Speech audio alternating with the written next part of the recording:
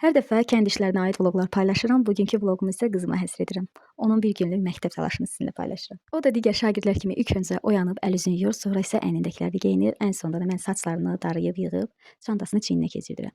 Çəkmələrini də geyinib yola düzəlir. Çünki çəkmə də geyinmək ona görə lazımdır ki, bura çox vaxt yağıntılı keçir və yollarımız palçıqlı olur. Palçıqdan və yol çətin keçən olan yollardan, yəni dərələrdən keçmək üçün uşaqlar çox vaxt çəkmə geyinirlər. Bəlkə də bütün bunlar indi ona çətin gəlsə də, inanıram ki, gələcəkdə yaddaşında gözəl bir xatirə kimi yer alar. Gözəl bir gələcəyi olması üçün də çalışıram ki, qızım dərsləri ilə daha çox məşğul olsun, dərslərində daha çox uğurlu olsun. Övladınızın təhsil tərəfdən uğurlu olmağını istəyirsinizsə, onun zehni fəaliyyətini gücləndirəcək qidalara üstünlük verməliyik. Bunun üçün də mən Norveç istehsalı olan Easy Fish Oil balıq yağından dəstək alıram. Tərkibindəki omega 3 və D vitamini sayəsində övladımın həm zehni, həm də fiziki fəaliyyətini dəstəkləmiş olur. Mən bunu övladımın yaddaş və diqqət əskiliyi problemi üçün istifadə etdim və çox faydasını gördüm. Təşəkkürlər Easy Fish Oil.